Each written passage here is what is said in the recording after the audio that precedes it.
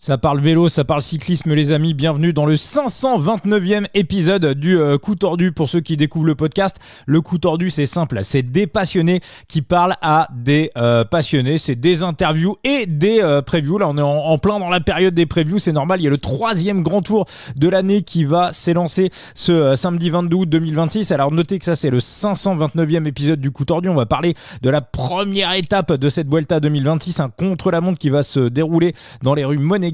Mais notez qu'avec Latib et Phoenix, on vous a fait 5 épisodes, 5 previews pour cette Vuelta 2026 que vous retrouvez bien évidemment sur les plateformes de podcast et sur la chaîne YouTube du Coup Tordu. Vous avez une preview pour le classement général et le parcours, une preview pour le classement des grimpeurs, une preview pour les électrons libres, chers aux joueurs de fantasy, notamment de Side Limit. D'ailleurs, c'est dans cet épisode qu'on va vous offrir la reward, l'une des plus belles rewards du jeu. On va enfin savoir qui repart avec la reward de Mathis Rondel. Il y a un épisode pour le classement des sprinters et un épisode pour le Team Classification. Donc épisode consacré à la preview de cette première étape, et pour cette preview, le plus passionné des passionnés est dans la place, Monsieur Thibaut alias Latib. Comment tu vas mon Thibaut ? Ça va très bien mon cher Vincent. Et toi, tu vas bien ? Ouais ça va Thibaut. Moi je voulais qu'on revienne pour attaquer l'épisode sur, alors on s'en est pas parlé, mais quelque chose que tu as dit sur les réseaux sociaux. C'est vrai que hier quand on a fait le podcast, on a appris pendant le 2e épisode, pendant l'épisode consacré aux électrons libres, on a appris la retraite de Loulou,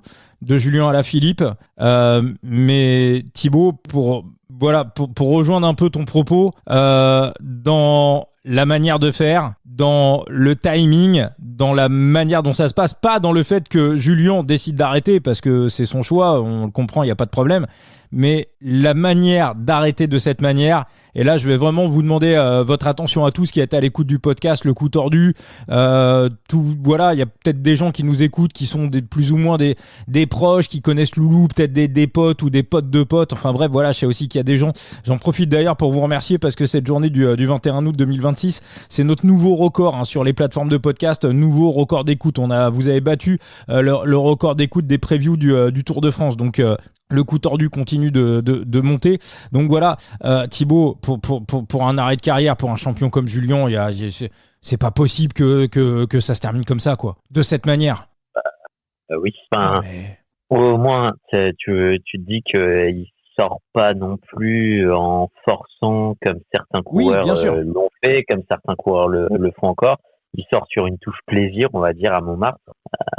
Maintenant, c'est vrai que du côté des suiveurs, de ses fans, c'est peut-être un peu frustrant de ne pas lui offrir un dernier adieu comme on aurait peut-être voulu le faire. Ah ouais, parce que Pinot, il a eu un virage, mais c'est ça qui est paradoxal, c'est que Pinot était un mec plutôt discret, et il a eu un virage, même 2 virages, il y en a eu un autre autour de Lombardie, et Loulou, c'était un peu tout l'inverse, Loulou, il est tout l'inverse, il a un peu ce côté hyper populaire, fusion avec le public, ce côté rockstar, et là, l'interview de Steve Chenel à l'arrivée des Champs-Élysées, Steve...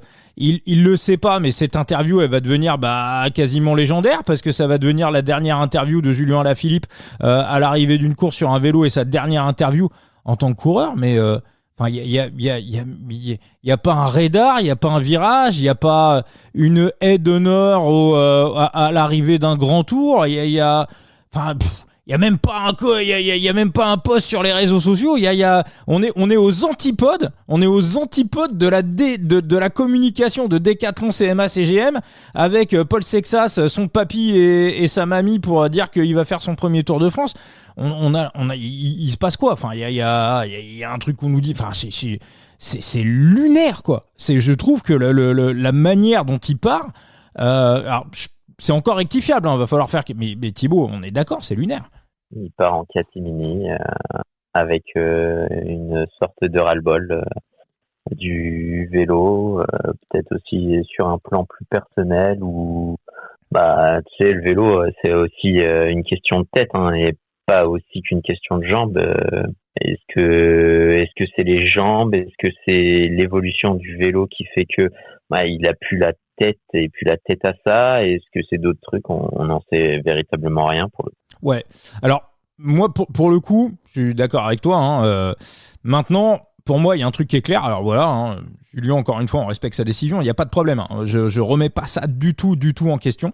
Mais maintenant, au niveau des adieux du public sur le vélo, pour moi, ça peut pas se faire de cette manière. Donc, alors, ça peut être comme un jubilé de footballeur, hein, ça peut être dans 6 mois, dans 1 an, dans 2 ans, dans 3 ans, mais faut qu'il y ait quelque chose.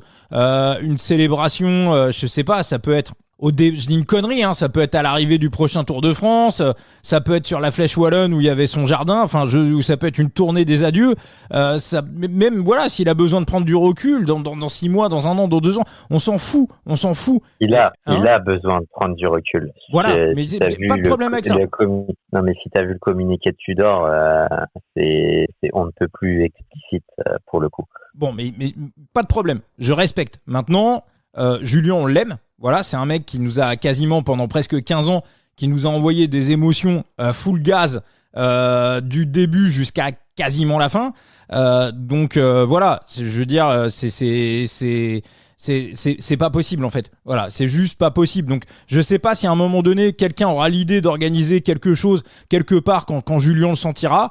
Voilà, en tout cas, voilà, sachez que si y a des personnes qui sont dans cette configuration de pouvoir organiser quelque chose, et ben nous voilà, à notre petit niveau dans le coup tordu, on s'en fera l'écho. On en parlera, on sera présent, parce que voilà, Julien, encore une fois, on l'aime, et il faut aussi, je pense, et c'était aussi un peu le message de Steve Chenel, je sais pas si Steve a senti quelque chose à l'arrivée des Champs-Élysées, mais il le chope, il dit, voilà, il pose des questions quand même par rapport au public, voilà, Julien, on t'aime, enfin, c'est, ouais, je sais pas, il y avait un truc, finalement, avec le recul, il y avait un truc particulier sur cette interview, mais en tout cas, voilà, pour moi, faudra à un moment donné, d'une manière ou d'une autre, voilà, même si c'est pas tout de suite, même si c'est pas forcément sur le vélo, faudra pour moi obligatoirement fêter Julien Alaphilippe de manière populaire, et ça, je pense que, voilà, vous tous à l'écoute du podcast, vous serez tous d'accord avec ça, en tout cas, je l'espère. Thibaut, deuxième petit sujet très rapide, tu en parlais ces derniers jours aussi sur les réseaux sociaux, le bonus Jasper Stuyven, que ce soit pour Paul Magnier ou que ce soit pour Tim Merlier, c'est quand même un truc de malade. Quand il est pas là, ça se voit. Je t'ai dit, c'est à mon sens le meilleur ouvreur du monde. Que tu le places en P3, P2 ou en poisson pilote, il va savoir parfaitement te manœuvrer ton sprinter, te le placer, t'ouvrir la porte et s'engouffrer dans une brèche pour le remonter. Et si c'est pas parce qu'il manque justement un poisson pilote, le placer dans la roue qu'il faut. Donc c'est véritablement un élément central pour un sprinter dans un train, à mon sens. Ouais, et puis j'ai l'impression qu'en plus, comme il sait tellement faire et qu'il est tellement au cordeau, j'ai l'impression que c'est aussi une décharge mentale pour son sprinter, hein, Merlier ou Magnier, et que finalement tout ça c'est aussi de l'énergie pour les 200 derniers mètres. Moi j'aurais bien aimé qu'il teste Jasper Stuyven avec Alberto Dainese. Je pense que tu vois, même là ça aurait pu aller chercher des meilleurs résultats pour Alberto. T'es en train de dire que c'est potentiellement ouais. Quelqu'un qui peut ressusciter les morts. Bah écoute, ouais, c'est vrai qu'Alberto c'est un peu compliqué, hein, mais ouais, en tout cas c'est impressionnant. Et puis un petit mot également de quelqu'un dont on... Mettez-le toute la saison avec Paul Magnier. Hein. Ouais. Paul Magnier, la saison prochaine, c'est 20 victoires. Hein. Ouais. Ah non, mais ouais, c'est monstrueux. Et un petit mot également, Thibaut, on avait parlé de lui beaucoup avec Enzo en début d'année. Le petit Alessandro Macagnotti qui a battu donc Paul Magnier aujourd'hui sur la deuxième étape du Tour d'Allemagne. Bon, lui, on va le dire, hein, c'est... ça peut être déjà dans la cour des grands dès 2027. Hein. 2027-2028, il va s'asseoir à la table des Coy, Merlier, Magnier. Ça risque d'aller très très vite. Là, c'est là où tu vois que c'est un podcast audio et qu'on n'est pas sur Twitch, parce que tu aurais vu ma tête quand tu as mentionné son nom. Le sprint qu'il nous a fait, c'est une fusée. Bon, Enzo nous vantait déjà ses mérites. Rien que quand il était en cadet et qu'il allait monter en junior, on a eu les bruits de couloir en début de saison quand il était avec Arne Marit, mais là, dans l'année prochaine, il va être monstrueux. Hein. Ouais. Oui, non, mais avec un hiver niveau World Tour, voilà, ça va être, ça risque d'être très rapidement le sprinter numéro 1 de de la Red Bull Bora, il y a aucun doute là-dessus. Thibaut, on attaque donc avec la preview de cette première étape de la Vuelta 2026, donc le contre-la-montre dans les rues monégasques. Je te laisse. T'en avais déjà un petit peu parlé dans la preview qu'on avait fait sur le classement général avec Enzo et sur le parcours, donc c'était l'épisode 524. Mais vas-y, tu peux y retourner un petit peu en détail sur ce chrono, ce contre-la-montre dans les rues monégasques. Bien, on va partir de Monte-Carlo, pas loin du casino, et tu vas voir que c'est peut-être à savoir si on va mettre sur le rouge ou sur le noir sur ce contre-la-montre, puisque si on a 9 km 400 avec 70 mètres de dénivelé positif, ça indique quand même un chrono plutôt plat.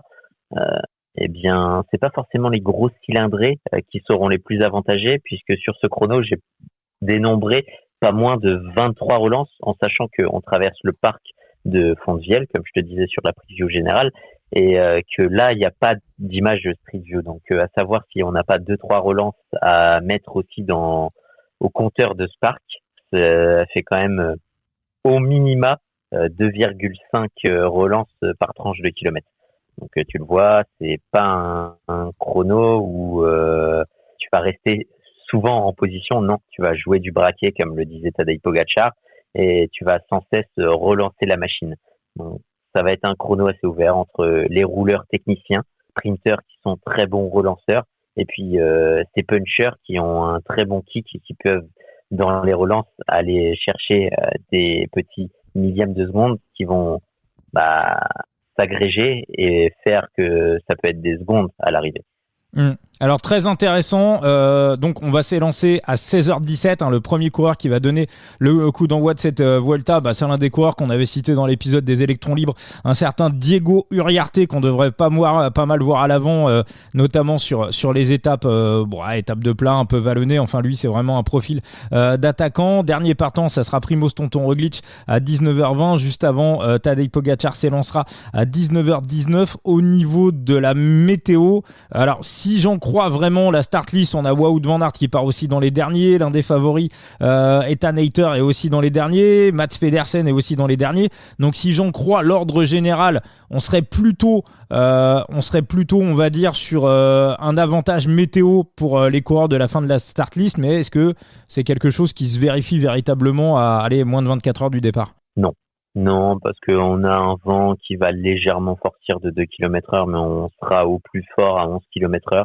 Un vent qui va être constant d'est. Et puis, je te rappelle que du côté de Monaco, on est dans une zone fortement urbanisée. On va passer aussi pas mal de tunnels. Donc, le vent, il va quand même être assez fortement minoré. L'intérêt que ces coureurs partent en dernier, c'est surtout pour avoir des indications de temps. Ok Thibaut, parfait. Je suis en même temps, je suis en train de regarder mon M-Blue avec qui a encore avancé au niveau des prévisions météo. Alors je regarde moi ce que j'ai de mon côté au niveau de la météo. On a plutôt du beau temps et effectivement en plus il y a quasi pas de vent sur le. Moi, je vois du. Déjà, 4 km/h, 7 en rafale, c'est rien. Ça va pas jouer du tout. Mais déjà que le vent est léger, en plus, tu rajoutes le côté très urbain de Monaco avec énormément d'immeubles, énormément aussi de façades qui vont te cacher au vent, ce vent d'est qui vient depuis la mer. Honnêtement, tu peux le minorer encore plus. Même s'il avait soufflé encore plus fort, j'y vois très peu d'avantages. Est-ce que Thibaut, ça m'a traversé l'esprit, est-ce qu'on pourrait avoir, alors c'est un grand tour, mais sachant que ce chrono va pas être décisif pour le classement général, est-ce qu'on pourrait avoir, je vais peut-être dire une connerie, mais inconsciemment, est-ce qu'on va pas y aller avec pas les gars qui s'entendent parce que c'est des professionnels, c'est des sportifs de haut niveau, il n'y a pas de souci, mais je pense que tout le monde est touché par ce qui est arrivé à Joshua Tarling, donc qui, on le rappelle, a perdu son frère la semaine dernière. Est-ce que inconsciemment certains coureurs risquent pas de être en dedans? Pour moi, Tarling, s'il a une chance, c'est plutôt sur le chrono de 32 km, le dernier, même s'il arrive, on va parler des cotations, il est ultra favori de ce chrono à Monaco, mais franchement, les conditions psychologiques dans lesquelles il arrive, pour moi, s'il le gagne et que tout le monde est à fond à 200%, pour moi, Pour moi, c'est un exploit monstrueux. C'est un exploit monstrueux, d'autant plus que le parcours va pas trop avec autant de relance. C'est pas avantagé le plus Joshua Tarling. Honnêtement, non, il y a peu de probabilité qu'on fasse ça.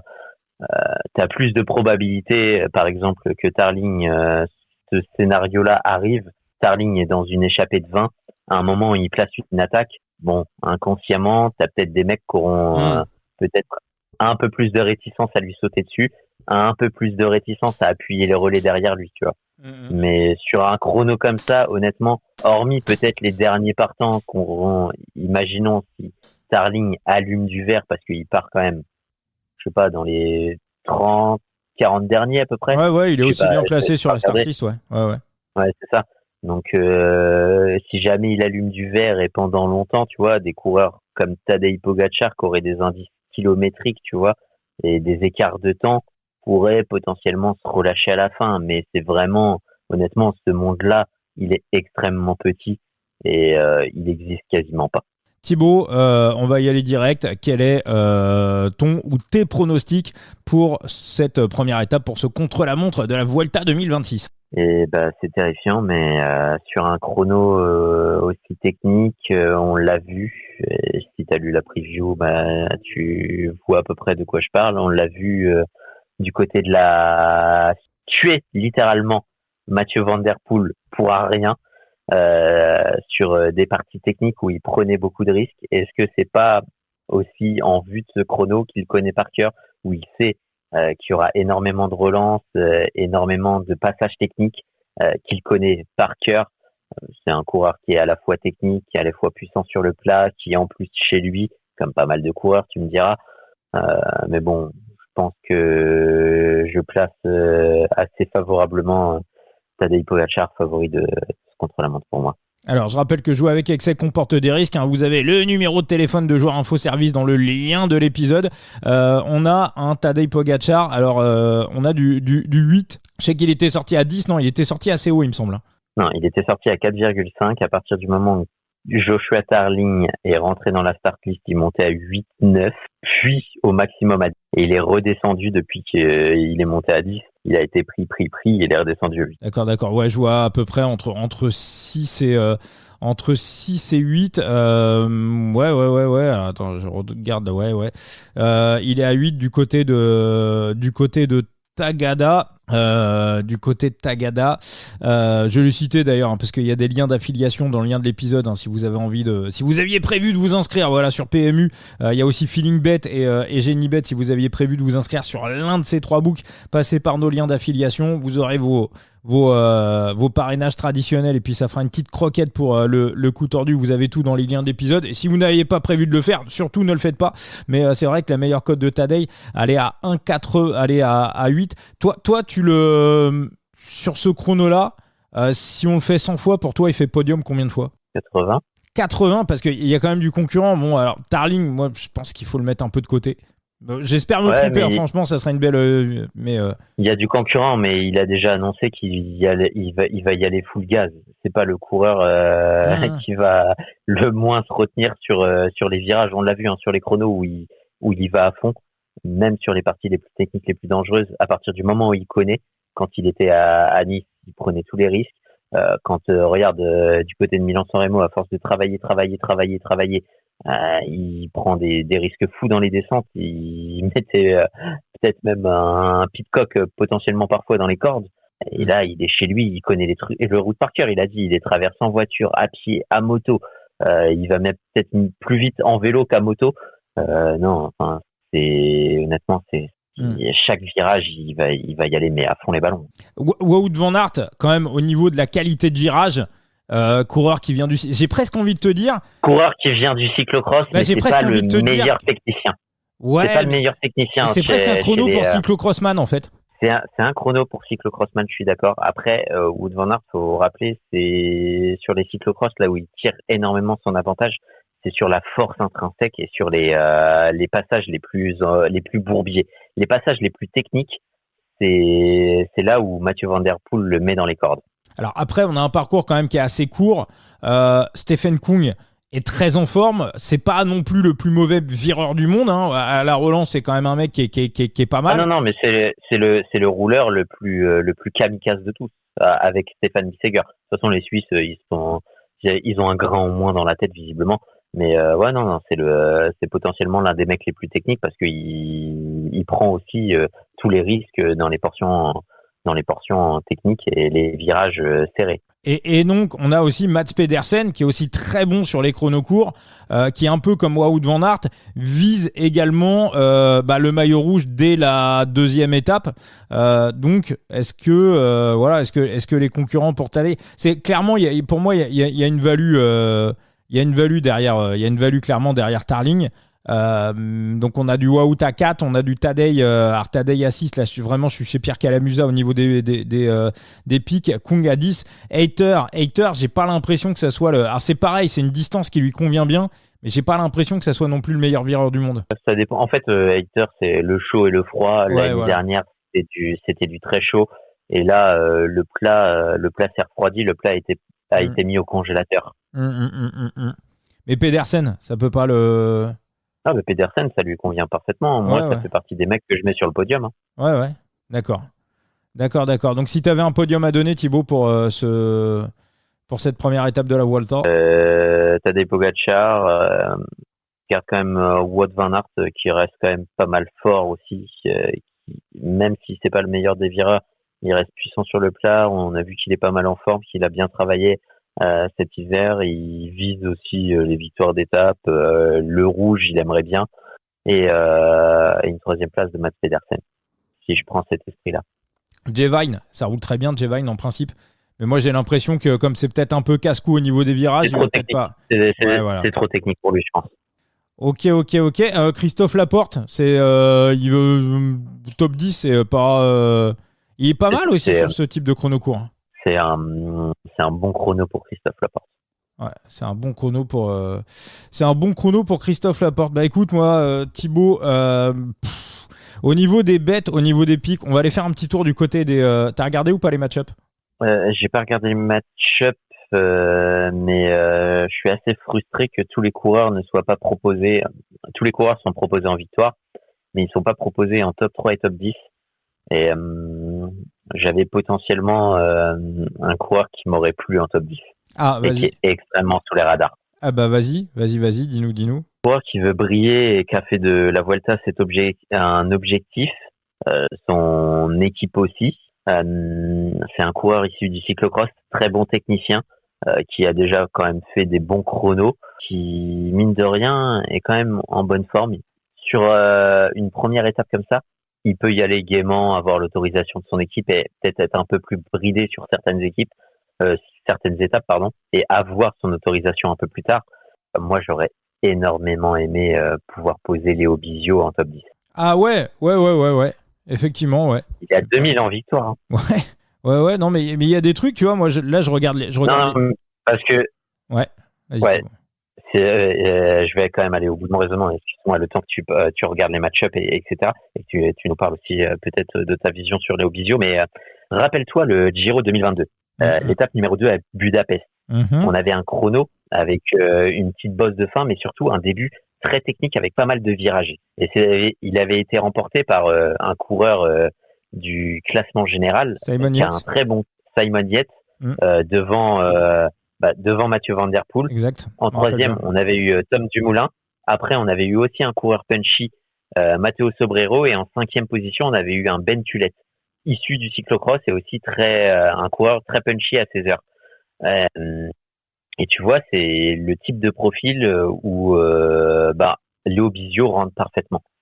Et ça m'aurait extrêmement plu de l'avoir en top 10 pour mettre une petite croquette, un truc assez osé, un coup de poker, parce que je pense, honnêtement, de toute façon, il y aurait eu peu de doute que sa cote aurait été à 2 chiffres et parmi les plus hautes en 2 chiffres. Donc ça aurait même, honnêtement, un top 10, quand tu vois des Carapaz à 50, je n'aurais même pas été étonné que son top 10 frôle les 100, si on est logique. Ok, bah écoute, noté pour Léo Bizio. Moi, je vais aller sur le top 3 de Tadej. Je vais aller sur le top 3 de Tadej à 1,80. Je vais pas envoyer je vais pas envoyer la maison non plus. Ça va être du 0,1% de bankroll. Pour moi, c'est une petite value, plutôt à 60% de chance. Il y a quand même pour moi de la concu Kung, Wout van Aert. Pour moi, il y a quand même de la concu au niveau de ce chrono. Et puis ça reste quand même, voilà, Mats Pedersen, ça reste quand même un chrono extrêmement court. Par contre, le podium de Mats Pedersen à 6. Alors ça, pour moi, pareil, hein, ça c'est quelque chose qui est assez, plaisant. Est-ce que je vais y aller? Peut-être pas. Non, je vais pas y aller. Par contre, ouais, je vais rajouter une petite croquette sur la victoire de Poggi à 8. Donc ça sera Poggi 0,02% de bankroll à 8 et le top 3 de Tadej Pogačar comme pic principal à 0,1% de bankroll, mais encore une fois, ouais, sur des chronos assez courts. Mathieu Brinnan aussi, hein, sur les chronos courts, c'est aussi un mec, là je le vois, il est à 150 en victoire. En fait, ouais, pour moi, il y a énormément de concurrence sur chrono court. Brinnan peut être bon aussi. Hein. Ouais, bon vireur, ce serait pas ma préférence, mais c'est pas non plus incohérent de penser qu'il puisse aller chercher un top 10. Brenner aussi, hein. Tu vois, là, on parlait de mecs hyper techniques. Tu vois, un mec hyper technique, par exemple, Axel Laurence, ça, c'est tu vois. Alors après, je pense que c'est pas non plus un mec qui bosse explicitement contre la montre, mais Axel Laurence, c'est un putain de vireur. Ben Turner dans son équipe qui part le dernier Ineos aussi. Hein. C'est un mec au-delà d'être bon vireur, très bon relanceur, donc c'est un chrono qui va bien lui aller. Hein. Pour terminer ce podcast, Thibaut, est-ce que au niveau des match-ups, est-ce qu'il y a un truc qui t'a interpellé? Alors, je vais aller voir. Moi, celui que j'aime bien, mais pareil, encore une fois, j'irai pas parce que ça reste assez gamble. Oscar Chamberlain devant Andreas Leknesund. Chamberlain qui est pour moi quand même plutôt spécialiste du chrono. Leknesund, bon rouleur, pas forcément spécialiste du chrono, quoi. Mais bon rouleur quand même, hein, tu vois. Mais Chamberlain, plus, tu vois, formé à l'école de la piste. Tu vois, plus spécialiste en fait. Après, c'est vrai qu'il est Chamberlain après moi ce qui me dérange c'est que Chamberlain depuis qu'il est passé professionnel les chronos c'est pas non plus trop ça. C'est un excellent chronomane du côté des jeunes et des amateurs. Ouais. Mais chez les professionnels c'est plus trop ça. Et l'autre qui fait, il y en a beaucoup qui appuient dessus, hein. Almeida à 2,70 contre Vine à 1,30. Tu vois, Vine, avec toutes les conneries, avec tout ce qu'il a pris dans la gueule récemment, est-ce que, tu vois, est-ce qu'il va pas le faire vraiment alors, tu me diras, Almeida, c'est aussi un peu le cas, quoi. Mais est-ce que Vine, il va pas le faire, tu vois, piano, quoi. Tranquille. Ouais. À mon avis. Je suis pas. Le truc, c'est que Vine, la première partie peut lui convenir. La deuxième, un peu plus technique. Il va prendre zéro risque. Je sais pas, après, c'est pas un match-up vers lequel je me dirigerai honnêtement, que ce soit dans l'un comme dans l'autre. Ouais, non, je trouvais quand même Almeida assez haut. Je pense qu'il faudra, pour Vine, il faudra surtout essayer de guetter les interviews. S'il y a une interview d'avant-course où il dit qu'il va le faire vraiment tranquillou, moi, je pense que Vine, il a besoin de reprendre de la confiance. Hein. Il faut absolument que mentalement il termine ce grand tour parce que Vine c'est terrible, quoi. C'est terrible. Hein. Il est à 6 blessures graves dans sa carrière. Enfin c'est colossal. C'est colossal. Ok Thibaut. Sinon t'as un petit dernier truc à rajouter sur avant qu'on fasse le tirage au sort pour Mathis Rondel. Non, c'est un très bon. C'est assez ouvert, c'est assez difficile de vraiment dégager un vainqueur clair, j'ai envie de te dire, donc c'est plutôt excitant. Après, même si je pense que la partie technique va un peu trop mettre dans les cordes Joshua Tarling pour la victoire, je pense qu'on souhaite tous que malgré tout il gagne ce chrono. Ah oui, non, complètement. Ça, c'est sûr que le cœur sera avec Joshua Tarling.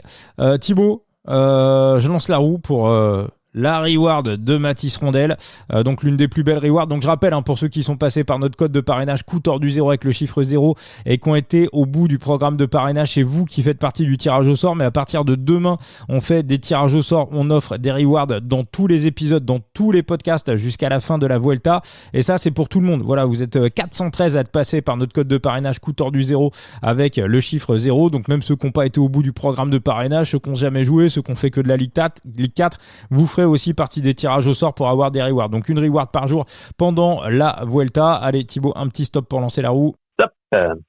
Et ça tourne. Et félicitations à USR. Bravo à USR. Voilà, USR qui repart avec la reward de Mathis Rondel sur Side Limit. Voilà, USR qui chope une très très belle reward sur sur Side Limit. Et parfait mon Thibaut, on rappelle qu'il y a tes previews à retrouver sur le site Vélo Futé. Exactement, tous les jours. Là je suis en train de rédiger le dimanche vu que demain je vais chez mon frère et que j'aurai peut-être pas le temps de rédiger dans la voiture et surtout vu à l'endroit où il est, je capte un peu moins bien. Donc au moins la preview sera prête et elle pourra partir dès la fin du chrono.